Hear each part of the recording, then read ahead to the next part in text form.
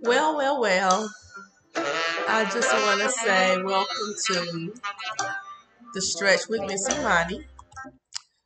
I am happy to be here stretching and moving today. I believe my day is going to be fabulous. All right? Because it always starts off better with a stretch.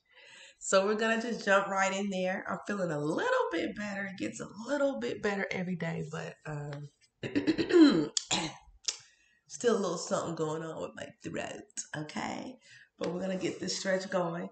The first thing is we always start off with the monster stretch for those who are new. We're going to break this 30-minute stretch up into two 15-minute segments. So you don't have to do both of them, but it would be nice if you did. The first one will be word, and the second one will be music. And every stretch is 60 seconds. So you can modify the stretches, you can do different stretches. But the point is to really be present with your body, really be in tune with what your body is telling you. Listen to your body. Don't overtax it. But at the same time, push yourself just a little bit in the areas that need to be pushed. So we're going to jump in on this stretch. I'm going to mute myself and we're going to get started. You're going to see a timer in the corner. You'll have a notification which lets you know when the stretch is changing. So enjoy. All right, here we go.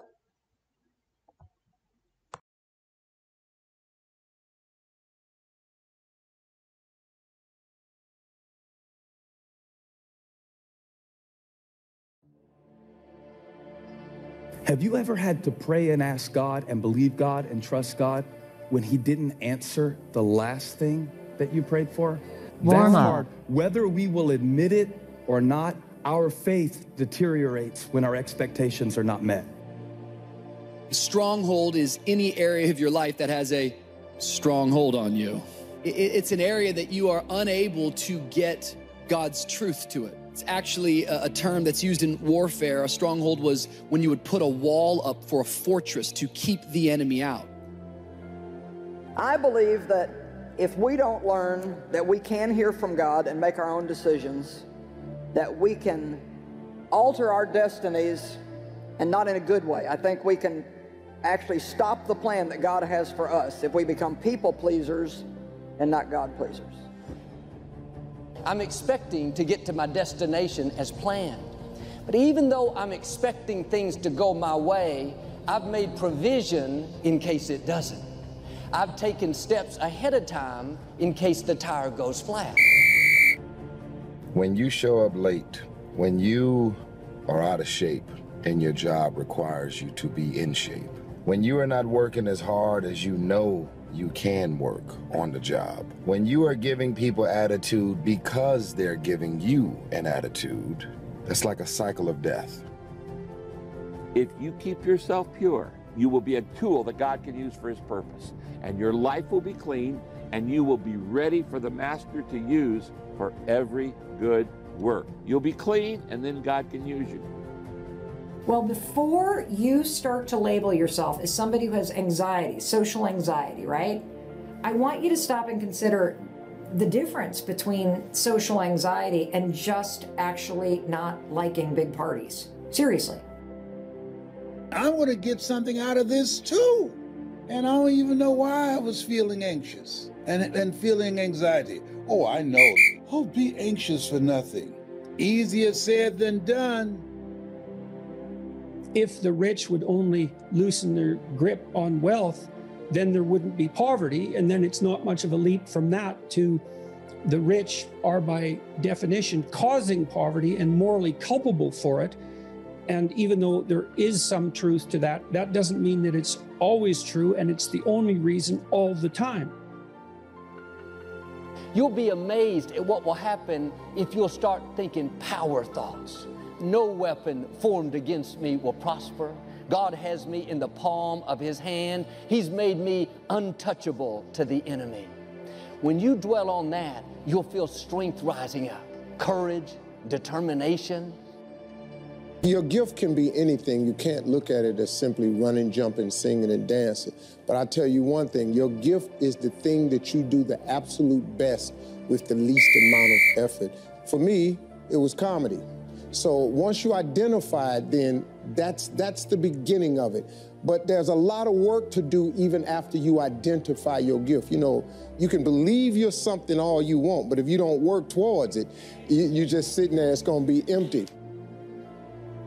But every day is a fresh start. I love the way God's arranged it, that in these 24-hour periods where we're up about 16 hours and then we sleep 8 hours, and then it's amazing how much better things sometimes feel just in the morning, isn't it? You're tired by the end of the day, you need the rest, your mind needs the rest, your spirit needs the rest, you know, everything needs the rest. One of the first things you need to do every morning is take care of every mess from yesterday by repenting and receiving God's mercy. Faced the fact, but he kept his faith. And you can do both. He faced the fact, I'm not living in denial, but he kept his faith. I'm not living in despair. Faith is standing in the middle and making a decision that it is what it is. But watch this, it's not what it seems. A lot of people start from a good starting point. They have a good foundation. What if you can surpass all of these? What if everybody who was way up here started up here, and you started with no legs. You had to grow legs to even start walking, and then crawling, and then running, and then you start passing people with all this given to them. I'm hungry today at 57 more than I was at 26. You know, I feel in me. And when I say hungry, I'm hungry to contribute, to learn, to grow, to make a difference. I'll never settle less than I can be or do or share or give or create. And everyone I know that's successful, that's the driving force. Because with that hunger, you can get the skill. With that hunger, you can figure it out. With that, there are a lot of very smart people who can't fight their way out of a paper bag in a pragmatic way. The discipline calls for strength and fortitude and will. It won't accept weakness. It won't tolerate another breakdown. The discipline can seem like it's your worst enemy.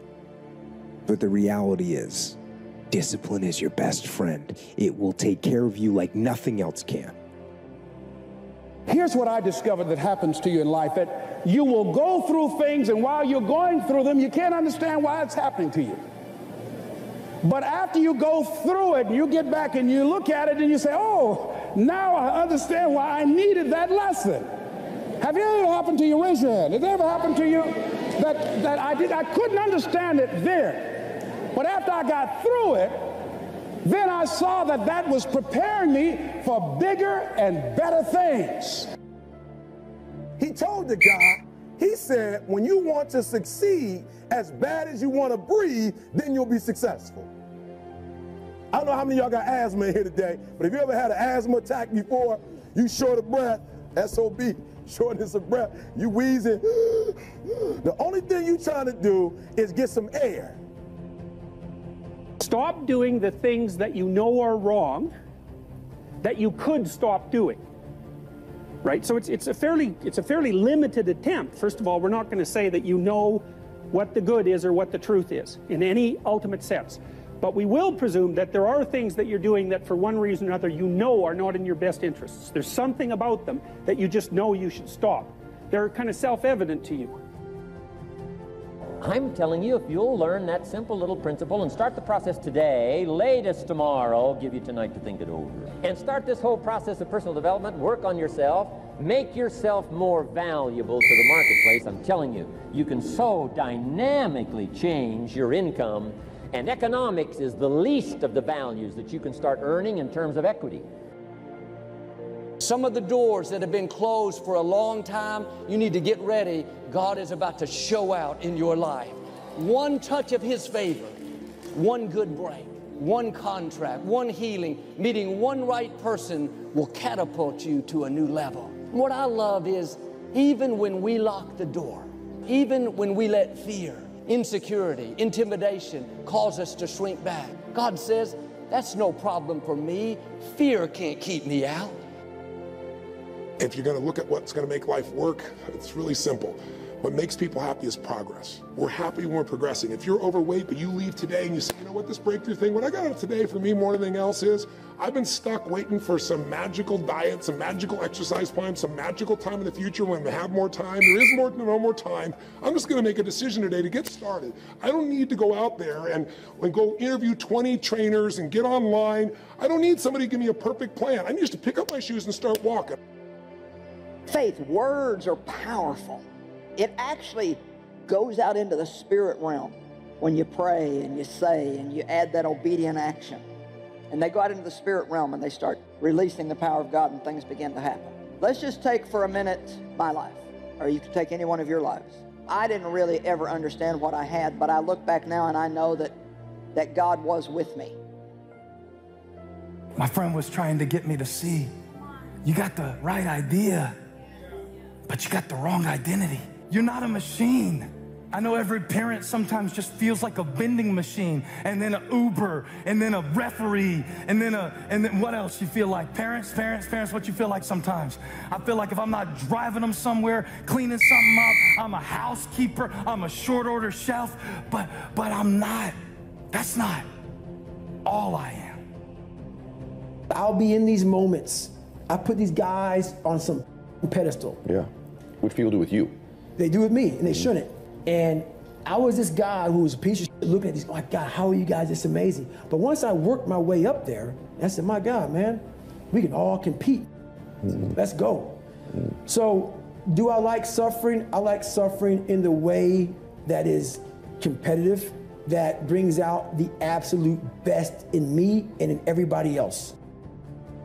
You made the decision, that's what I really want. That's what my life's going to be about. And that decision has affected so much of your life. What you do, how you live your life, how you spend your time, what you earn or don't earn, you know, who you attract into your life. Beliefs you have all come from some of these little decisions. What you decide to eat from your dinner plate each night certainly determines your physical destiny, right? We all know that, at least to a certain extent. I know there's a certain amount that's genetics, but I'm talking about the stuff you and I can control. I read every single page of every single thing I was assigned during college. That's ridiculous. It's almost a waste of time. It's almost embarrassing. Echo definitely thinks it's a waste of time. But it was because I just could lock my brain down and get it done. Yeah. So then get back to the teams, and in the teams, officer in the teams, you have a lot of administrative paperwork to do, evaluations and after actions reports and all these things. And I would do the same thing. I just go into lockdown mode and put my brain on it, and boom, I'd go through it. When I'm looking at my life as a father, as a grandfather, that what I do, how I approach my life, how I use my time, who I spend time with, who I will even get a telephone call from and speak to. This is the time, and I want you to write this down and share some points, because my goal is to finish strong. You should have broke me a long time ago. I'm unbreakable now. You should have broke me when I was eating out of trash can. It's too late now. I'm in the Ritz-Carlton. It's too late now. The only chance at this point is you got to kill me. Martin Luther King, you got to kill me now. And then when you kill me, MLK, my legacy will live. I was curious. I mean, the first question was, were these merely two ways of looking at the world? Now, because you might think, well, there's no shortage of ways to live in the world. And that's a morally relativistic stance. And there's something to that, obviously, because people differ, and people differ in occupations, and they differ in outlook, and so forth. They differ in political beliefs. So there's obviously many ways that we can thrive in the world. And so some degree of flexibility with regards to what constitutes your fundamental axioms obviously is necessary. The second key is the willingness. More than that, the eagerness to maintain your new discipline deliberately, wisely, consistently. And the third key to discipline is the commitment to master the circumstances of your daily life, to see and harness the opportunities to make something of the sun and the rain, the good as well as what comes in the guise of misfortune. Discipline does many things, but most important of all is what it does for you. It makes you feel better about yourself. how many times we're telling ourselves what we can't do. I can't stay at home for a month and teach these children. I can't deal with these unfair people at work. I can't handle this challenge in my health. It's going to be too hard. We're dreading things, thinking these weak, defeating thoughts, when the truth is you have already been equipped to handle it. You have strength for all things. What makes it hard is your lack of belief that it can happen for you. The fact of it is, though, it's very doable. See, but you got to change, though. If you keep doing what you've been doing, you're going to keep getting what you've been getting. So if you're at a place in your life and you ain't happy with it, you have to change some things. But you have to make a conscientious decision that you're going to change. So I've studied and studied and studied and studied a lot about seeking God's face and not His hand, and I just know that mornings are very important. My favorite time of the day is the first 2 hours of the morning. I want it quiet. I want to be left alone. The only person that I let get near me is my dog. It is the fear that keeps you in a performance mode. It is the fear that keeps you spending money to look like something important, because deep down you're afraid that you're really not. It is the fear that keeps you overcompensating, and you get in situations, and rather than letting other people be the center of attention, you feel the need to overcompensate to show how intelligent you are, because deep down you don't feel intelligent enough.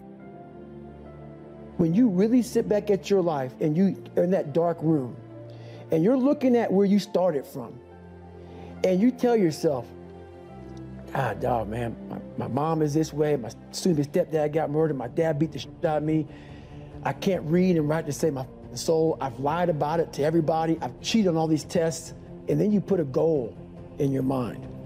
How are you gonna feel, man, when you accomplish this goal coming from that shit?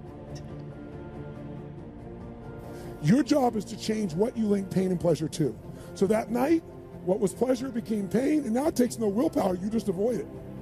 So we call that changing what you associate to things in your nervous system, or for short, a neuroassociative change. In other words, changing in your nervous system, what you associate pain and pleasure to. It's about facing your fears. It takes discipline to face your fears so you can conquer them.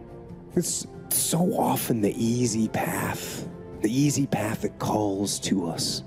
To be weak for that moment, to break down for that moment, to give in to the desire and the short-term gratification. But the discipline will not allow that. What would your life be like as you look toward the future if you decided, I'm not going to allow my fears to stop me? What would your life be like? What would your future be like if you decided to want that which you desire so strongly that it prepares you past your fears? Activity completed. That you experience the fear, as the one book says, feel the fear and do it anyway. I challenge you to go in there and get that doggone piece of paper and that pencil and do your best. I challenge you. I challenge you to go to class and act like you got some sense. Ain't nobody got to put you on medicine. You know how to sit down and shut up. You do it when you're watching videos. If you think about the times when you're at peace with yourself with regards to how you're conducting yourself in the world, it's almost always conditions under which you've adopted responsibility, right? At least the most guilt I think that you can experience perhaps is the sure knowledge that you're not even taking care of yourself, so that you're leaving that responsibility. Unless you're psychopathic. All right. If you would have known me at age 25, you would have said. All right. That was good. That felt good to me. I don't know about you. We're going to jump into this next 15 minutes with some music. Don't forget that first stretch. Please don't do me, because you're going to be like, what is she doing? All right? Do you on the first stretch. And on the second one, we'll come together. All right? Okay, I'm going to mute myself, and let's get this show on the road.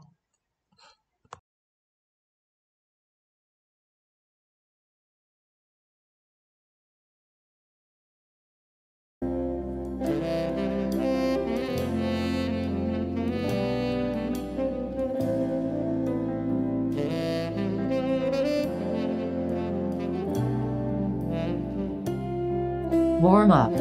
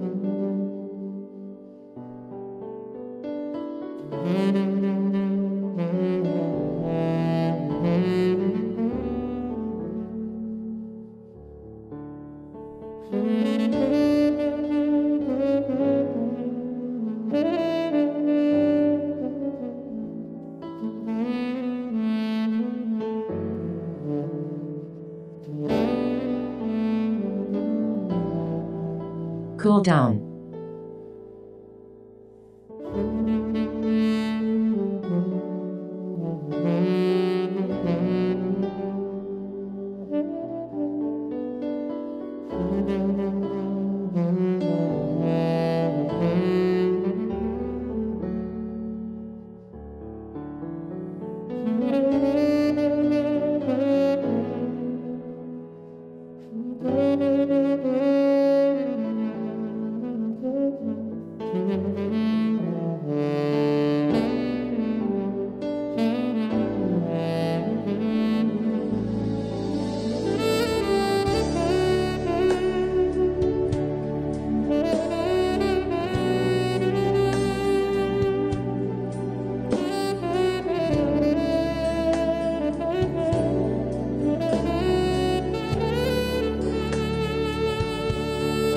Activity completed.